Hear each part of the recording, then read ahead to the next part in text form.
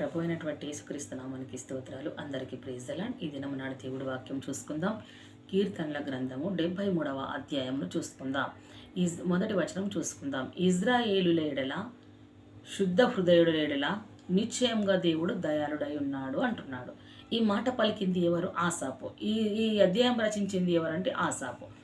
ఆసాపు గారి గురించి ఈ దినము నాడు మనము కొన్ని విషయాలు మాట్లాడుకుందాం.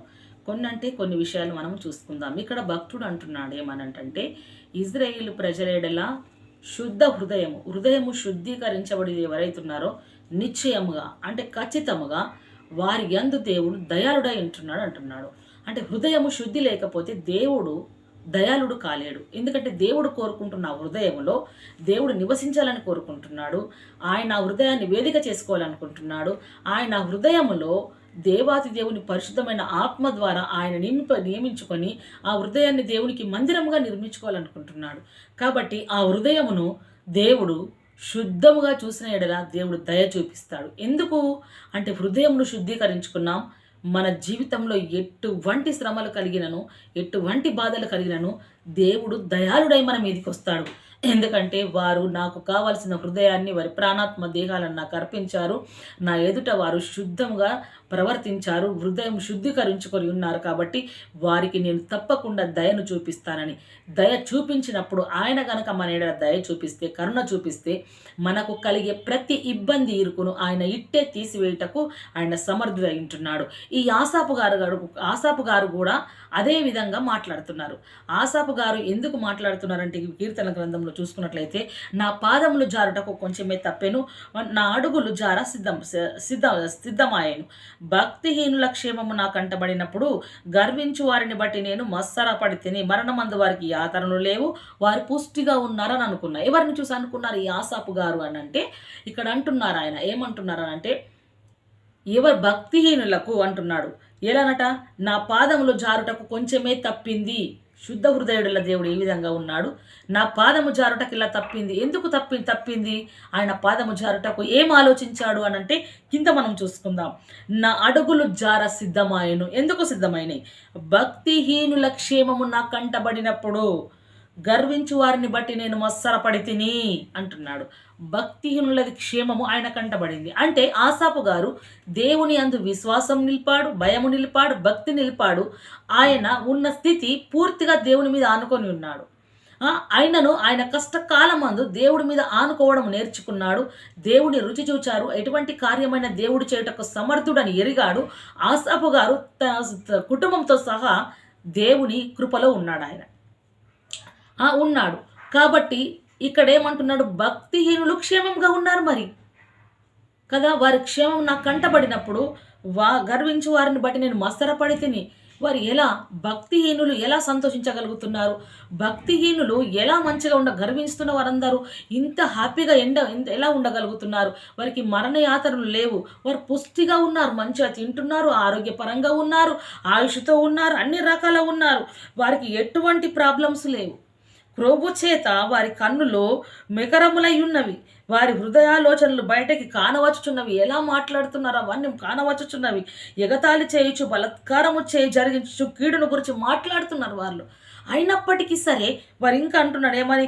గర్వముగా మాటలాడుదురు, ఆకాశం తట్టు వారి ముఖము ఎత్తుదురు, వారి నాలుక భూసంచారము చేయును అంటున్నాడు.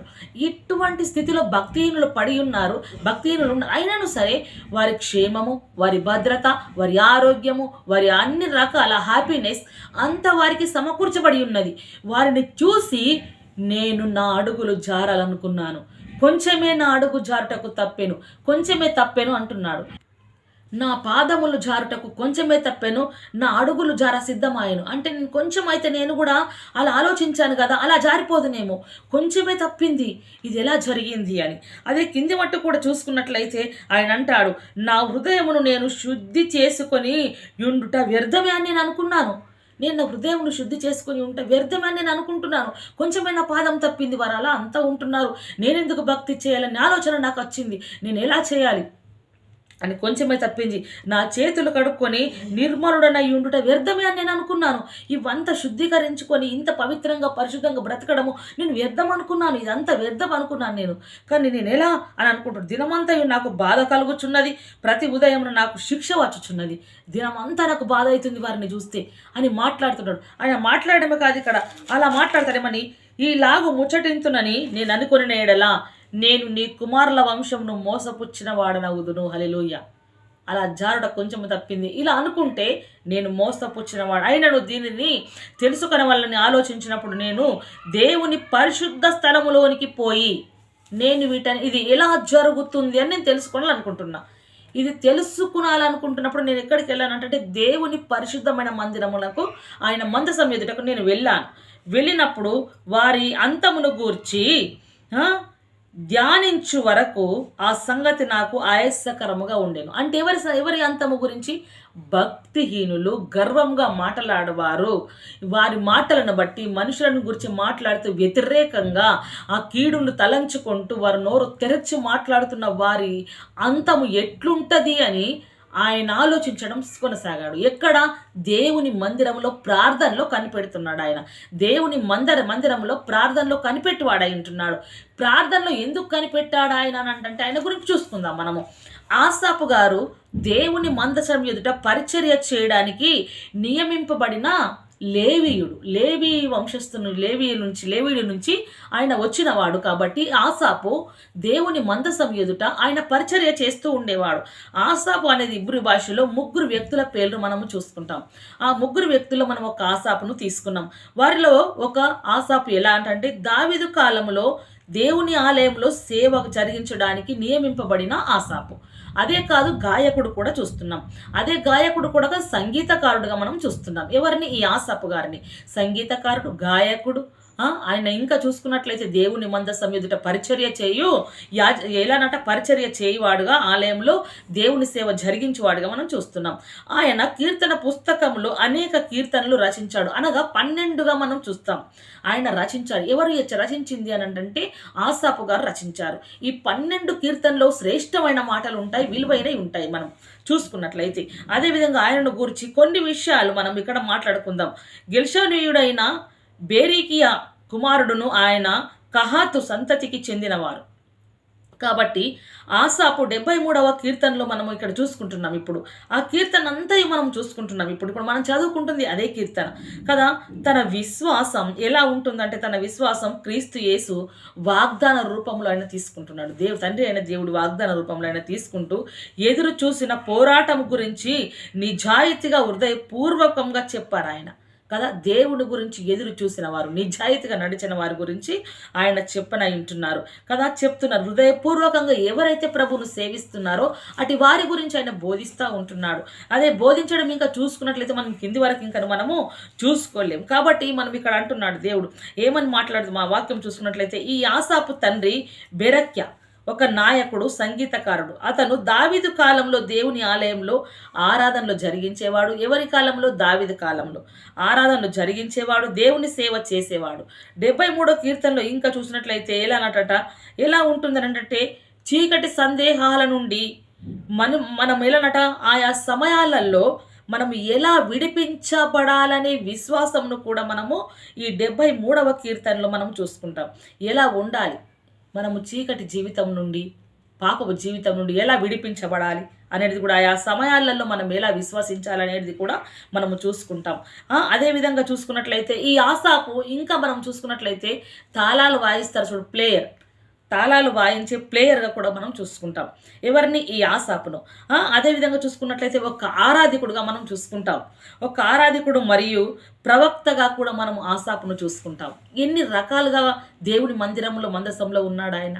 దేవుని మందసం ఎదుట ఉన్నాడు. మరి మనం ఎలా ఉంటున్నాం? మనము కూడా దేవుడి సన్నిధికి వెళ్తున్నాం, దేవుని స్తుతిస్తున్నాం. మనము ఏ కీర్తనలు రచించాము, ఏ కీర్తన రచించకపోయినను రచించబడిన కీర్తనల ద్వారా ఏమి నేర్చుకుంటున్నాం, ఎలా ఉన్నాం? ఆసాపు దేవుడి సన్నిధిలో ఒక మంచి దేవుడి మందసం ఎదుట పరిచర్య చేయువాడు, తాళంలు అనగా ప్లేయర్, సంగీతకారుడు, కీర్తనకారుడు, ఆరాధికుడు, ప్రవక్త. అంటే దేవుని ఎడల భయభక్తులు కలిగిన వాడు, దేవుడి ఎదుట నిష్ట కలిగిన ఆత్మచేత నింపబడిన వాడు, దేవుడు చెప్పింది మాట్లాడువాడు. ప్రతి విషయంలో దేవుడి మీద ఆధారపడి ఆయా సమయాలలో కలుగుతున్న ఇబ్బందులు ఇరుకులను బట్టి దేవుడి మీద విశ్వసించి దేవుడిచ్చిన వాగ్దానమును ఎత్తిపట్టుకొని ఆయన ఎలా ఆ సమయాలలో ప్రార్థించాలో ఆరాధించాలో ఎరిగినవాడు అయి ఉంటున్నాడు. మరి మనమేమై ఉంటున్నాం? మనం దేవుడి సన్నిధికి వెళ్తున్నాం, దేవుడి మాట వింటున్నాం, ఆ మాటను బట్టి విశ్వసిస్తున్నామా? మనకు కలుగుతున్న ఇబ్బందులు ఇరుకులలో దేవుడి మీద పూర్తి విశ్వాసం ఉంచి మనము ప్రార్థిస్తున్నామా? విశ్వాసం ఉంచామా? అసలు విశ్వాసం అనేది ఉంచామా? అసలు నిజముగా ఆరాధిస్తున్నామా? కలిగిన ఇబ్బందిని బట్టి, భక్తిహీనులను బట్టి వారు అలా పుష్టిగా ఉన్నారు, వారికి మరణయాతనలు లేవు అని మనము పడిపోవడానికి ప్రయత్నిస్తున్నామా? మనల్ని మనం కూడా పరిశీలించుకోవాలి. క్రైస్తవుడికి శ్రమలు సహజము. ఎందుకంటే ఆ శ్రమలు లేకపోతే క్రైస్తవుడు రుద్దబడలేడు, మెరుపుగా మెరవలేడు. మెరుపుగా మెరవాలి అని అంటే ఇనుము మీద ఎప్పుడైతే సుత్తె పడుతుందో ఆ సుత్తె పడాలనంటే అగ్నిలో కాలాలి. అగ్నిలో కాడితేనే ఇనుము మెత్తదవుతుంది. మెత్తదైనప్పుడు సుత్తె పట్టి కొడితే అది ఆయుధం అవుతుంది. ఆయుధమైనప్పుడు అది ఒక పనికొచ్చే ఉపకరణం, ఒక పనిముట్టు. అలా ఇనుము ఒక పనిముట్టుగా మార్చబడుతుంది. మరి మనము కూడా క్రైస్తవులమైన పిలువబడుతున్న వారు మనము కూడా మనకు శ్రమ కలిగినప్పుడు మనకు కలుగుతున్న శ్రమను బట్టి క్రీస్తు సన్నిధిలో దేవుడి మందసం ఎదుట మనము కూడా ఆయన వాగ్దానం నెత్తిపట్టి నిత్యము వాక్యం చదువుకుంటూ ప్రార్థించుకుంటూ మనల్ని మనము తన సన్నిధిలో నలగొట్టుకుంటూ ఉన్నట్లయితే మన లోపలున్న ప్రతి కల్ముషము కపటం అంతా అపవాదికి సంబంధించినవన్నీ బయటకు వెళ్ళిపోతాయి.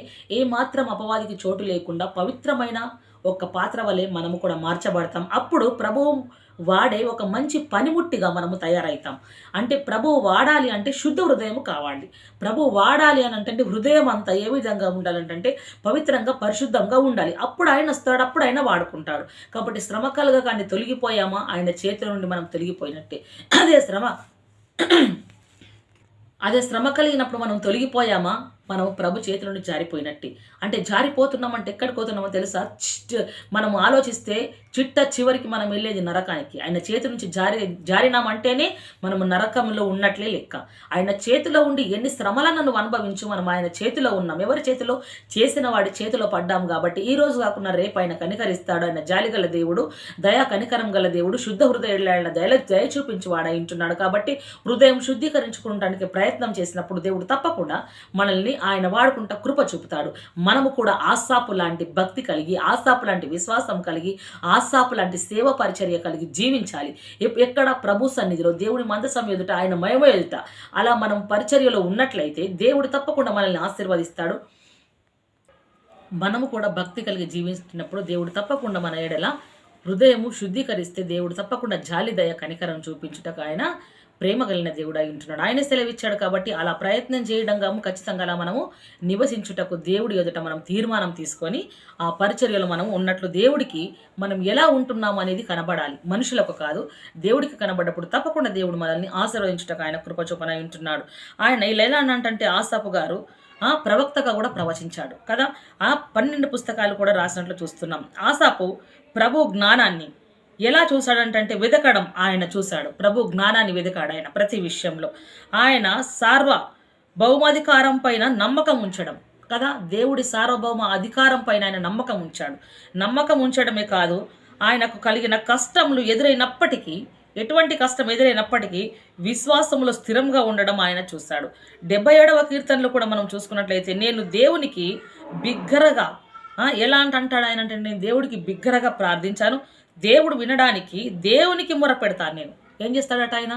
నేను దేవుడికి మొర్ర పెట్టేటప్పుడు చిన్నగా మొర్ర పెట్టాను, దేవుడికి బిగ్గరగా ప్రార్థిస్తాను, మళ్ళీ దేవుడు వినాలని ప్రార్థిస్తాను. నేను అంటే మనుషులు వినాలని మాత్రం ప్రార్థిస్తున్నాను, ప్రార్థన చేస్తున్నానంటే చేస్తున్నాను, ఈ విధంగా చేయాలి కాబట్టి చేస్తున్నాను అనే విధంగా కాదు. ప్రభువు నా ప్రార్థన వినాలి అనే ఆసక్తి, ప్రభువుకు నా ప్రార్థన వినబడాలనే ఆశ, ప్రభు ఖచ్చితంగా నా ఎడల దయ చూపాడాలని పట్టుదల కలిగిన ప్రార్థన దేవుడికి బిగ్గరగా మొర్ర పెడుతుంది. మొర్ర అనగా లబోదిబో ముట్టుకోవడం, బిగ్గరగా హృదయమును చింపుకొని మొర్ర పెడుతున్నాడు. ఆసాపు చేసే ప్రార్థన ఎలా ఉందనంటే దేవుడికే వినబడాలి నా ప్రార్థన, దేవుడు వినాలి నా ప్రార్థన అనేటంత ఆరాటము కలిగి, ఆత్రము కలిగి, అంతటి నిష్ట కలిగి, స్థిరము కలిగి ప్రార్థిస్తున్నాడు. ఎవరి ప్రార్థన చేసే ఈ భక్తుడు అని అంటే ఆసాపు గారిని చూసుకుంటున్నాం. అదేవిధంగా మొర్ర పెడతారంటున్నాడు.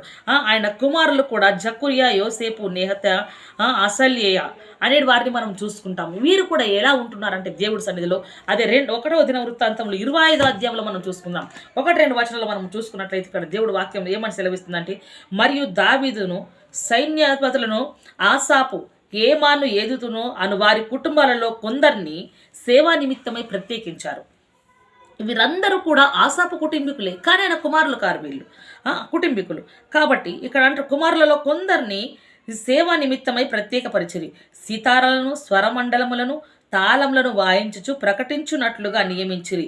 ఈ సేవా వృత్తిని బట్టి ఏర్పాటైన వారి సంఖ్య ఎంత అనగా అని చెప్తున్నాడు. ఇక్కడ మనం సంఖ్యను గురించి తర్వాత మాట్లాడుకున్నట్లయితే ఏం తీసుకుని ఇట్లా ప్రత్యేకించారంటే ఎలానటంట, వారి కుమారులలో కొందరిని సేవా నిమిత్తమే ప్రత్యేకపరిచారు. సితారలు వాయించువారిగా, స్వరమండలాలుగా, తాళములు వాయించువారిగా, ప్రకటించున్నట్లుగా నియమించిరి.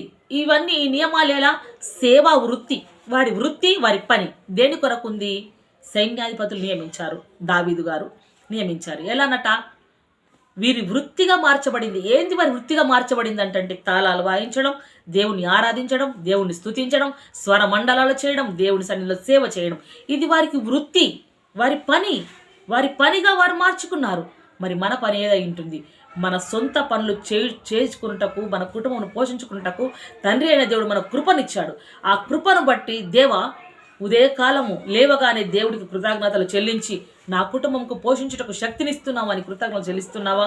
దినమంతా నీ పనిలో దేవుని జ్ఞాపకం చేసుకుంటున్నావా? రాత్రికాల సమయంలో దినమంతా నా కుటుంబం కొరకు నేను చేసే కష్టం నువ్వు దీవించు ప్రభా, నువ్వు దీవిస్తున్నావు, ఇంతకాలం నీ కృపనుంటే నేను పని చేయగలగానని దేవుడికి కృతజ్ఞత స్తుతులు చెల్లించుకుంటున్నావా? ఎలా ఉంటున్నావు? నీ పని నువ్వు చేస్తూ. కానీ వారి వృత్తే దేవుని ఆరాధించడం, వారి వృత్తి దేవునికి తాళాలు వాయించడం, వారి వృత్తి స్వరమండాలు వాయించడం, వారి వృత్తి దేవుని సేవ జరిగించడంగా మనము చూస్తున్నాం. ఆసాపు కుమారులలో ఈ రాజాజ్ఞ ప్రకారము ప్రకటించుచు ఏమంటున్నారు ఇక్కడ? ఆసాపు చేతి క్రింద నుండి ఆసాపు కుమారులైన జక్కూరు, యోసేపు, నేతన్యా, ఆషర్యేలా అనువారు వీరేం చేస్తున్నారంటే ఏదుదు సంబంధులలో స్తుతి పాటలు పాడుచు యెహోవాను స్తుతించుటకై సితారను వాయించుచు ప్రకటించుచు తమ తండ్రి అయిన ఏదూతును చేతి క్రింద నుండి యోదూతును కుమారులైన గేదల్యా, ఇలా చాలా అతని కుటుంబం అంతా చూసినట్లయితే ఈ విధంగా ఉన్నారు. ఏం చేస్తున్నారు వారంటే దేవుణ్ణి స్తుతించడంటున్నారు. మరి మన కుమారులు ఏం చేస్తున్నారు? మన కుమారులు, మన కడుపులో పుట్టిన వారు దేవుడి సన్నిధిలో, సంఘంలో ఎలా ప్రవర్తిస్తున్నారు? ఆసాపు ఉన్నాడు, ఏర్పరచబడినాడు. ఆసాపు ప్రవర్తించిన ప్రవర్తన వారి కుమారులకు ఉంది. మరి మన ప్రవర్తన మన కుమారులకు ఉందా? మన కుమార్తెలకు ఉందా? ఎలా ఉంది? మనము దేవుని సన్నిధికి స్తుతిస్తున్నాము, గణపరుస్తున్నాం, మయంపరుస్తున్నాం, వాడపడుతున్నాం, పాటలు పాడుతున్నాం, ప్రసంగాలు చేస్తున్నాం. వెనక్కి మరి చూస్తే నీ పిల్లలు ఏం చేస్తున్నారు అంటే ఏమీ లేదు. పాటలు రావు, పద్యాలు రావు, తాళాలు రావు, తబ్లలు రావు, సేవ రాదు, బైబుల్ రాదు, వాక్యం రాదు. అంటే వీరెవరి కుమారులు? నీ కుమారులు, నా కుమారులు. ఇవేవి రావు. ఆసాపు కుమారులు అలా ఉన్నారు. మరి మన కుమారులు ఎలా ఉన్నారు? మనము కూడా ప్రభు సన్నిధిలో అడగాలి. మన కుమారులు కూడా సితారలు వాయించి సహాయము దేవుణ్ణి అడగాలి, తాళాలు వాయించుటకు దేవుణ్ణి అడగాలి, ప్రార్థించుటకు దేవుణ్ణి అడగాలి, సంఘ సేవ కార్యక్రమాల్లో, పరిచర్యలో ముందు ఉండునట్లుగా మనము దేవుణ్ణి అడగాలి. వారి పిల్లల్ని నడిపించాలి. ఎలా? తాళాలు వాయించుటలు నడిపించాలి, తంబురాలతో నడిపించాలి, దేవుడు పరిచర్య, దేవుడు సంఘంలో పరిచర్య నిమిత్తం నడిపించాలి, వారి ప్రభు సేవలో నడిపించాలి. ప్రతి విషయంలో క్రీస్తు మీద ఆనుకోవడము వారికి నేర్పించాలి. ఎటువంటి పరిస్థితుల్లో కూడా దేవుడు నా మొర్ర వినాలని ఆత్రముగా, ఆరాటముగా నా దేవుడికే వినబడాల నా ప్రార్థన, ఆయన వినాలి అనేటంత ఆత్రము కలిగి, నిష్ట కలిగి, తీర్మానం చేత ప్రార్థించే వారిగా వారిని మనము తయారు చేయాలి. మన పిల్లల్ని కూడా ఆ రీతిగా ఉంచాలి. మరి ఆసాపు పిల్లలు దాని కొరకు సిద్ధపరిచున్న వారు వృత్తి అదిగా ఉన్నప్పుడు మరి మన పిల్లల వృత్తి ఏమిటి? మన పిల్లల వృత్తి ఏమిటి? తినడం, తాగడం, తిరగడం, స్నేహితులు, ఇవే ఇక ఊరు మీద వాడికి తిరగడం కదా. నాలుక భూ సంచారం చేసినట్లు వీరి పాదాలంతా లోక సంచారం చేస్తున్నాయి, వీరి మనసు అంతా లోక సంచారం చేస్తుంది, వీరి హృదయం అంతా లోకంలో ఉన్న వాటి మీద అంతా సంచారం చేస్తుంది. మరి ఎలా ఎలా బ్రతకగలుగుతారు వాళ్ళు? క్రీస్తు లోపలికి ఎలా రాగలుగుతారు? వారు ఎలా రాగలుగుతారని మనం ఇక్కడ చూసుకున్నట్లయితే అదే కీర్తనకారుడు అంటున్నాడు కదా, 73వ కీర్తనలో కూడా అదే విషయం మాట్లాడుతున్నాడు. ఇక్కడ ఏమని మాట్లాడుతున్నాడు అని అంటే ఆయన అంటున్నాడు, నిశ్చయంగా నీవు వారిని ఎక్కడ అంటున్నాడు, అక్కడ కనిపెట్టాడు ఆసాపు గారు. ఏమని కనిపెట్టాడు అంటే, నేను దేవుని పరిశుద్ధ స్థలములోనికి పోయి వారి అంతమును గూర్చి ధ్యానించు వరకు ఆ సంగతి నాకు ఆయాసకరంగా ఉండి ధ్యానించాడు. వారి అంతం ఎలా, భక్తిలో అంతం ఎలా ఉంటుందన్నప్పుడు, నిశ్చయంగా నీవు వారిని కాలు జారు చోటనే ఉంచి ఉన్నావు, వారు నశించినట్లు వారిని పడవేయుచున్నావు. హల్లెలూయా. ఏమంటున్నాడు? భక్తిహీనులు ఇప్పుడు క్షేమంగా ఉన్నారు, ఇప్పుడు పుష్టిగా ఉన్నారు, ఇప్పుడు ఆరోగ్యంగా ఉన్నారు, ఇలా తిరుగుచున్నారు అని నేను అనుకున్న కానీ వారి అంతం ఎట్లుంటుంది అనేది నేను దేవుడి సన్నిధిలో ఎరిగాను, దేవుడి సన్నిధిలో కనుగొనడానికి బయలు వెళ్ళాను. అక్కడ నేను వారి అంతమును గురించి ఎలానట నేను కనుగొన వరకు నాకు మనసు అంత హాయసకరం అనేది, వీరు ఇలా జీవిస్తున్నారు అన్నప్పుడు నిశ్చయముగా అటువంటి భక్తిహీనులు, గర్విష్ఠులు, కొండెములాడువారు, దేశ సంచారం వారు నాలుక చేయుచున్న వారు ఎక్కడున్నారని అంటే నిశ్చయంగా కాలు జారు చోటే ఉన్నారు. ఎప్పుడు పడతారో వారికే తెలియదు. పడితే లేవనెత్తేవారు లేరు, వారు పడితే ఏం జరుగుతుందో పసిగట్టేవారు లేరు, వారు పడిపోతారా ఉంటారని గ్రహించువారు లేరు. ఆ స్థితిలో వారు ఉన్నారు అని ఇక్కడ భక్తుడు సెలవిస్తున్నారు. వారు నశించినట్లు వారు పడవేయుచున్నావు. ఎలా పడవేయుచున్నాడు ప్రభుల వారు? వారు నశించినట్లు, వారు అంతటి భయంకరమైన స్థితిలో జీవించు ఇప్పుడు బాగున్నాం, ఇప్పుడు అన్ని బాగున్నాయని విర్రవీగుతున్నారే, బాగున్నామని. అటువంటి వారు జారిపడే స్థితిలో ఉన్నారు అని ఆసాపు గారు కనుగోవడమే కాదంటాడు. ఏమంటాడు? క్షణమాత్రములోనే వారు పాడైపోరు. ఎప్పుడు పాడైపోతారో భక్తిహీనులు? క్షణమాత్రంలో వారు పాడైపోతారు. వెళ్ళినట మహాభయము చేత వారు కడమట్టు నశించుదురట. కడముట్ట నశిస్తారు. ఎప్పటి వరకు? మహాభయము చేత. కొంచెం భయము కాదు. మరి మనకు భయము కలిగితే విడిపించడానికి మన దేవుడు ఉన్నాడు. మనకు కలిగిన ఇబ్బందులను విడిపించడానికి దేవుడు సహాయం మనకు దొరుకుతుంది అంటాడు. మేలుకొని ఏమంటాడు? మేలుకొనిన వాడు తాను కన్న కల మరచిపోవునట్లు ప్రభువా నీవు మేలుకొని వారి బ్రతుకును తృణీకరింతువు కదా అంటాడు. నా హృదయము మస్తరపడెను, నా అంతరింద్రములు నేను వ్యాకుల పడి తిని, నేను తెలివిలేని పశుప్రాయుడనైతిని అయినను నేను ఎల్లప్పుడూ నీ యొద్దనున్నాను అంటున్నాడు కదా. నేను తెలివిలేక ఇవన్నీ ఆలోచించాను ఇలా, కానీ నేను ఎట్లున్నా? నేను ఎల్లప్పుడు నీ దగ్గర ఉన్నా. ఎల్లప్పుడు అంటే భూమి మీద ఉన్నప్పుడు నీ దగ్గరనే ఉన్నా, పరముకెత్తబడినప్పుడు నీ దగ్గరనే ఉన్నా అంటున్నాడు. చూద్దాం మనం ఇక్కడ ఏమంటుండే. అయినా నేను ఎల్లప్పుడు నీ యొద్దనున్నాను, నా కుడి చెయ్యిని నీవు పట్టుకొని ఉన్నావు. ఏం పట్టుకొని ఉన్నాడు? ఆసాపు గారి కుడి చెయ్యి. ఎవరు పట్టుకున్నాడు? తండ్రి అయిన దేవుడు పట్టుకున్నాడు. దేవుడు పట్టుకుంటే ఎవరన్నా అపహరించగలరా? దేవుణ్ణి దాటి ఎవరన్నా మన దగ్గర రాగలరా? వస్తారా? దేవుణ్ణి దాటి రావాలంటే ఎవరి తరము కాదు. దేవుణ్ణి ఎవరు దాటలేరు, రాలేరు. ఆయన సర్వశక్తిమంతుడు, ఆయన సర్వానికి న్యాయము చేసే దేవుడు. ఇక్కడ అంటున్నాడు, నీ ఆలోచన చేత నన్ను నడిపించెదవు. ఏ ఆలోచన చేత? దేవుని ఆలోచన చేతనే ఆలోచన ఆత్మ ఆసాపు గారిని క్రీస్తు లోపల ఎలా నడిపిస్తుందో చూడండి ఒకసారి. అంటున్నాడు, తర్వాత మహిమలో నీవు నన్ను చేర్చుకుందువు. ఎప్పుడు తర్వాత మహిమలో నన్ను చేర్చుకుంటావు?